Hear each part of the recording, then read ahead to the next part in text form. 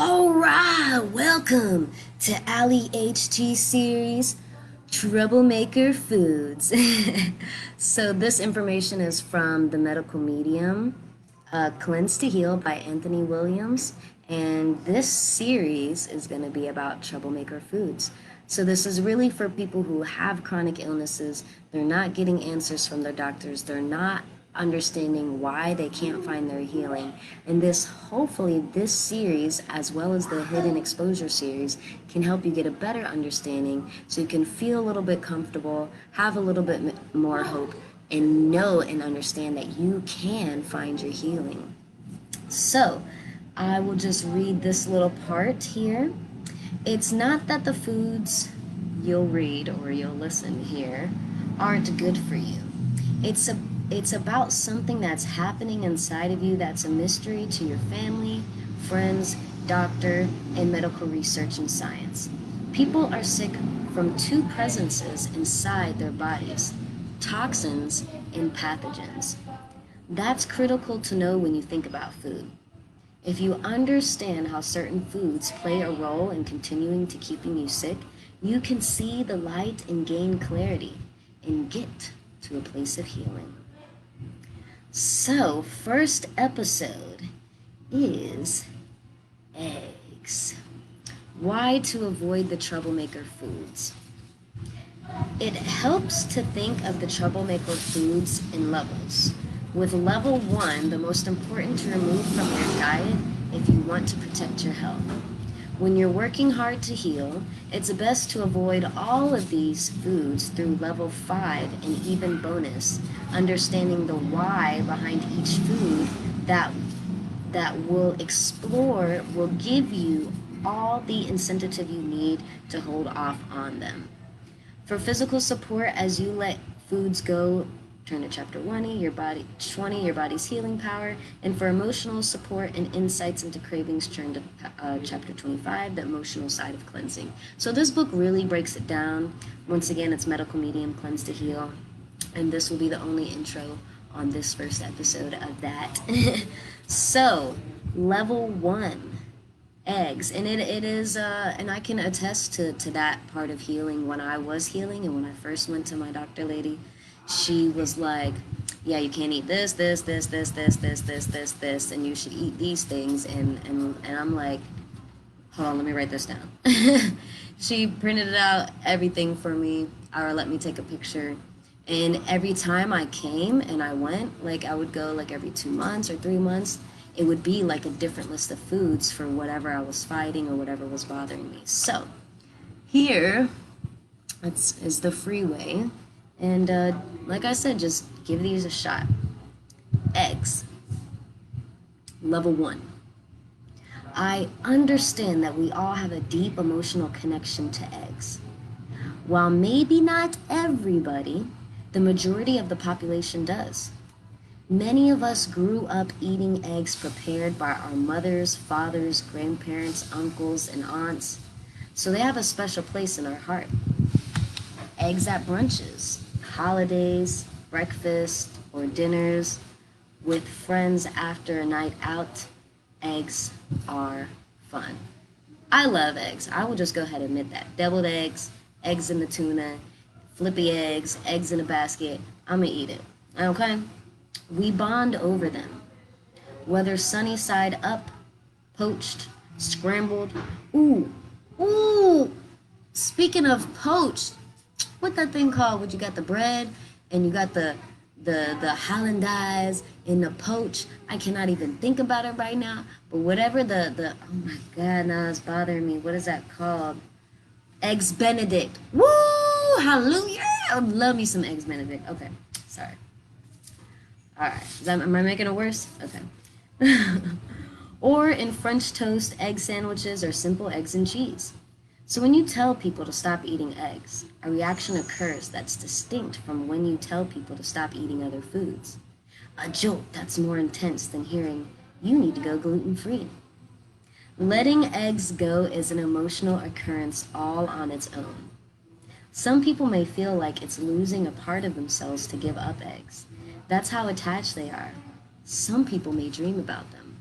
And I'm really enjoying this book because when I was going through my gluten-free, dairy-free, soy-free, sugar-free, peanut-free journey, I was so lonely. I was being joked on, like, oh, I only eat ice. And now that I know that so many people are doing it and they're finding their healing just like I did, there's just a comfort in that because I really felt like an alien, but I think we're just acting like aliens and doing alien things which create alien illnesses, okay? The messages out there about eggs can get confusing.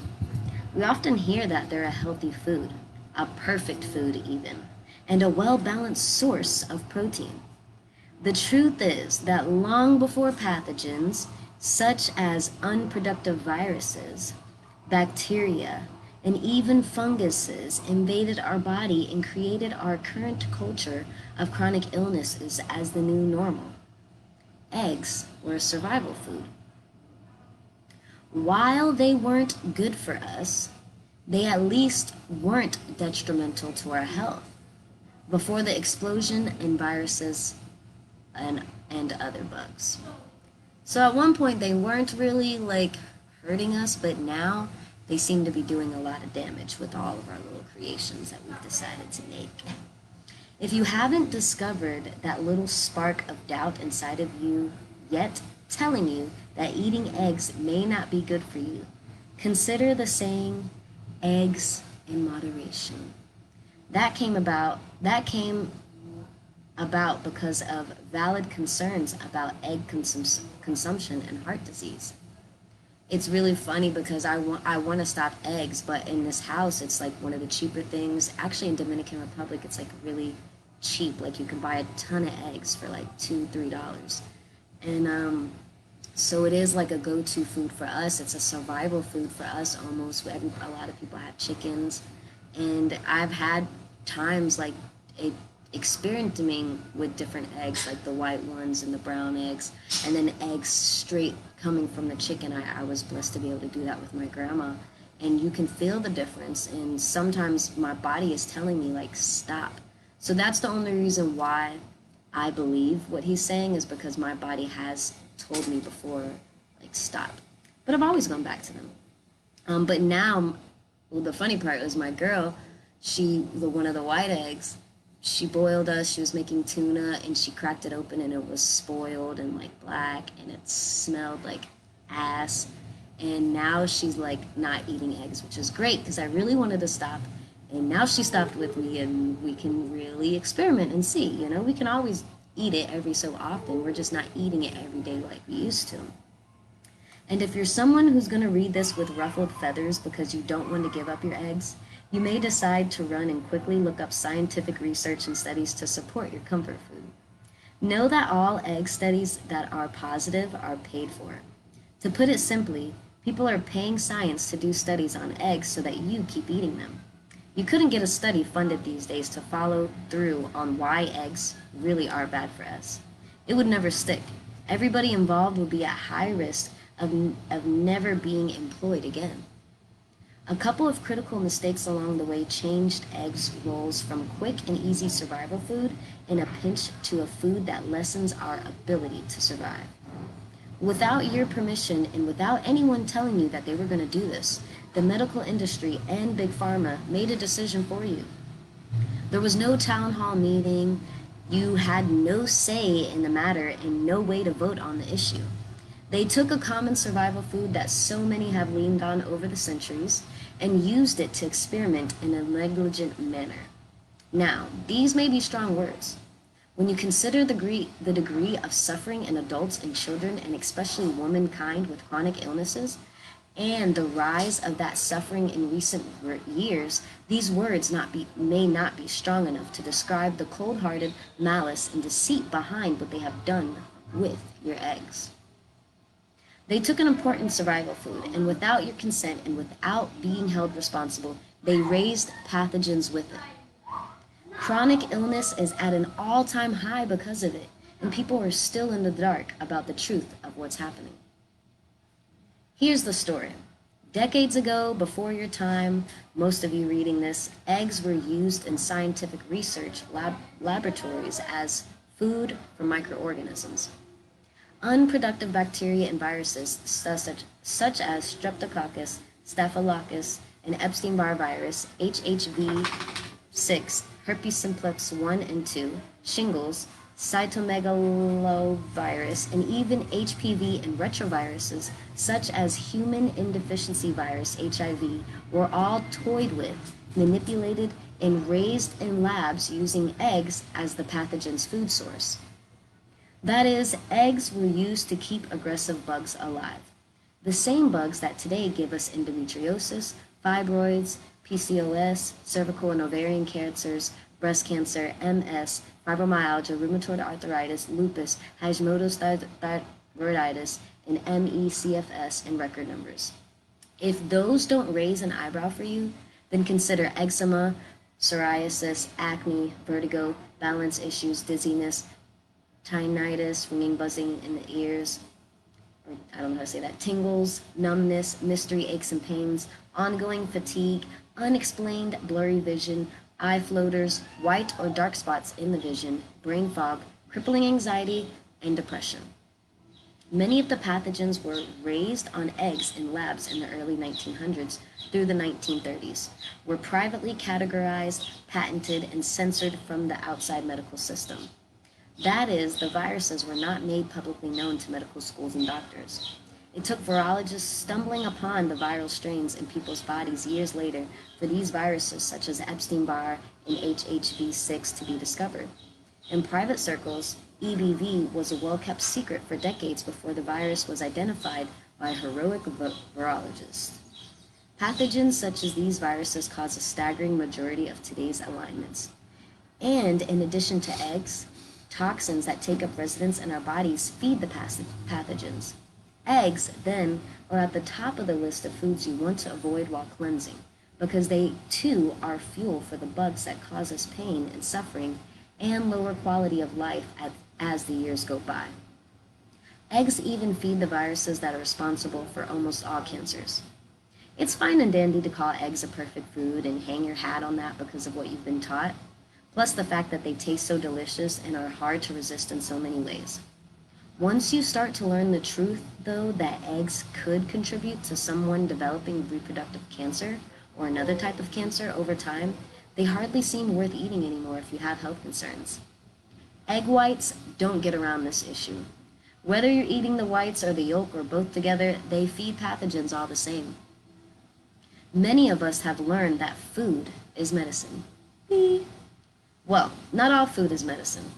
Even if it has something good in it, and even if it has something seemingly good for us in it. Just because a food contains a nutrient doesn't mean there's not another component of that food that we're not being told about that's bad for us and cancels out any benefits from the nutrient. Spinach is a real medicine. Wild blueberries are medicine. Celery juice is medicine. Even potatoes without butter, cheese, cream, oil, and milk are medicine. Because potatoes carry lysine. I love potatoes. Which helps the body knock down the very viruses that eggs feed. And that's why I'm a potato head. Fuck the viruses, eat potatoes. Meanwhile, food diet programs out there will often exclude potato. It's a prime example of how everyone is guessing. I'm not going to sugarcoat this and say you might have an egg allergy. Ha, that's what the doctors told me. Yes, people have egg allergies, including mild versions that go undetected and yet can cause some trouble. Blanketing the general issue with eggs as egg allergies, though, would take away from the value of information that there's a larger reason why eggs don't serve us when we are worried about our health. I'm going to look for that report where I went to the doctor and he told me I was allergic to everything. I'm pretty sure I still have it when I was really sick. Anyway, we think eggs are a great protein source. And he had no answers for me. I was just allergic to everything. Here's a vitamin B shot and come back if you feel sick in 3 months. Like, what the hell? Anyway. Where are we? Blanketing the general issue is a larger reason why eggs don't serve us, and there's a larger reason why eggs don't serve us when we're worried about our health. We think eggs are a great protein source. Eggs have been married to the word protein on purpose as a marketing strategy. Truth is, the protein in eggs feed viruses, unproductive bacteria, and fungus. Because that egg protein was used in labs long ago as food that viruses and other pathogens were trained to consume. When we think egg protein is good for us, we have to realize that we cook our eggs, destroying denaturing the protein so our bodies can't utilize it anyway. We often hear that omega-3 in eggs is good for us. That gets destroyed once an egg is cooked too. And while we can use raw egg protein, it still feeds the pathogens that keep us sick.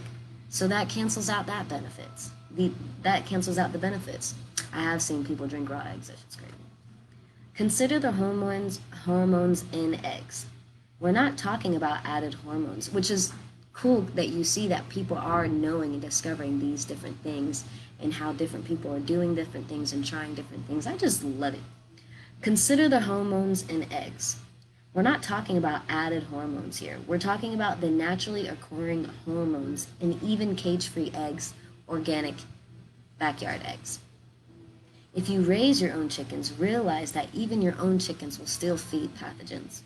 An egg is a ball of hormones to grow a baby chicken, and those hormones feed viruses and bacteria as well. Bacteria such as streptococcus, which cause acne, bladder infections, and other UTIs, chronic sinusitis, lung infections, styes, and even most ear infections. Eggs naturally, that's so funny because my roommate had a sty, big, his eye was swollen, and he eats eggs every day. Eggs, naturally occurring hormones disrupt our endocrine glands, causing your own hormones to become imbalanced. The hormones in eggs also feed cysts in the reproductive system. Cysts that were created by viruses when women with reproductive conditions were told to eat more eggs. It's like somebody playing a bad joke on these women who have suffered. Wow. Eggs are not blood sugar balancers. Everyone thinks they keep us stable and that they're perfect for diabetes. I just asked my friend the other day too if he eats eggs a lot. He said not too much. In truth, eggs, when I wonder, like the body tells you crave certain things, your body will be like, In truth, eggs are not the perfect food for blood sugar disorders or diabetes.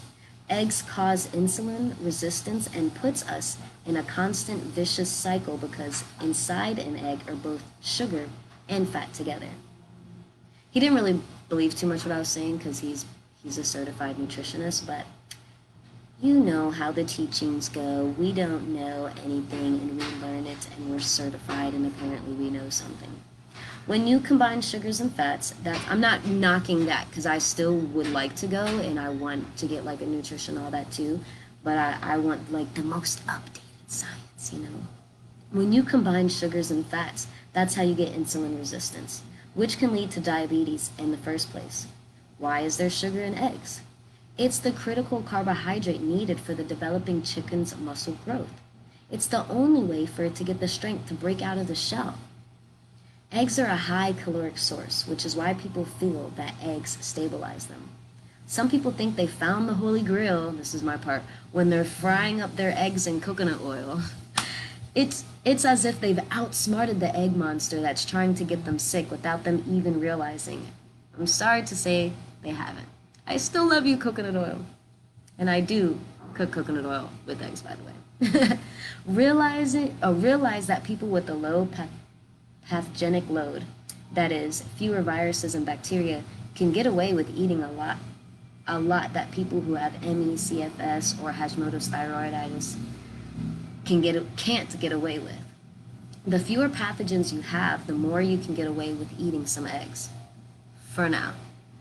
We're in a new age where younger people are dealing with a lot of viral mutations that are spurring an epidemic of chronic illness like never before seen in our history.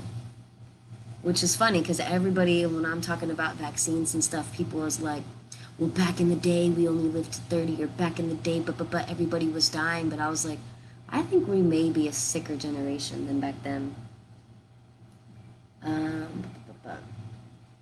Many, oh yeah, yeah, our younger generation, especially young womankind with all the reproductive system disorders they're facing, plus eczema, psoriasis, and fatigue, are not getting away with eating eggs today and are suffering as a result. Meanwhile, they're told eggs are a superfood and the most important protein source they can get. When you get a symptom or condition or disease or diagnosis, you won't blame the eggs. No one does. Eggs are so coveted that they have immunity. You'll blame another source long before you blame an egg for your symptom, condition, or sickness.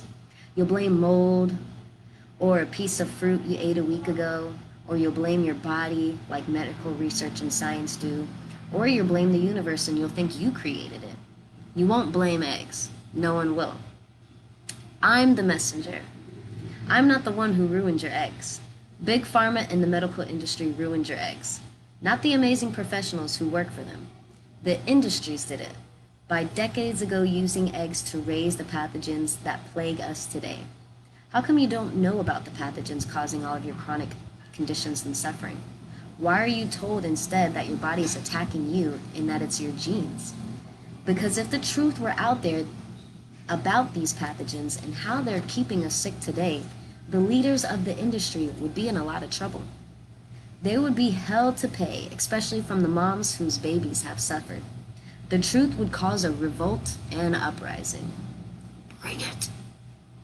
You will find that almost everyone diagnosed with autoimmune disease eats eggs. The same goes for most anyone diagnosed with breast cancer. They're told to eat eggs every morning. Even if someone is getting a little better because they're removing other foods, you'll explore in this chapter, it doesn't mean they're out of the woods. Think of how much further they would go into their healing process if they removed eggs. Eggs are detrimental, even if they have some good qualities. It's like knowing someone who's likely to harm you physically or emotionally, and yet still has one or two really good qualities in them. You know better than to be in denial about the hurt a bully like this could create. As much compassion as you may feel for them, you know to stay away because they'll cause more harm than good. That's how you have to think about eggs. Next is dairy. But that's all about eggs, and how about that for your eggs in your basket? So after you read this information, you don't have to believe it. Nobody knows the truth. We don't know what's true. We don't know what's not. But how to find out what is true and what is not true is you experience yourself with your own body. You don't have to look up a bunch of articles and see what worked for everybody else. You can actually experiment with your own body, and you will not die stopping eating eggs for a week or a month. You know what I mean? If you are extremely sick, just give it a shot. If you are not, then now you know. Now you know that if you do get sick, you know to take eggs out. And the rest of this TroubleMakers list, you'll know to take that out too if you are sick or you are elderly and sick. These are things that are practices that you can know, and you don't have to necessarily go to the doctor because you have a sore throat. You know now, oh, my throat feels weird, I probably shouldn't eat any cheese or eggs today. Stuff like that. And then there's other things that you could take, like colloidal silver or the celery juice or coconut oil. These are all things that would help you, and there's more. There's more. Oregano oil, thieves oil, combinations of different oils. There's so many beautiful things out there, and that's why I made this series, hey.